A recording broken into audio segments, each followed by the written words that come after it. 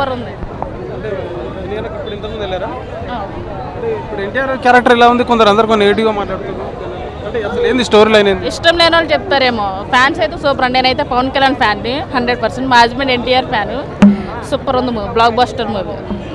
Rating వచ్చి 9 ఇవ్వచ్చు. Story line ఏంటి అసలు? బ్లాక్ బస్టర్ చాలా బాగుంది. ఓకే, ఆర్ఆర్ఆర్ తర్వాత ఒక పెద్ద హిట్ అంటారా అవును అనొచ్చు.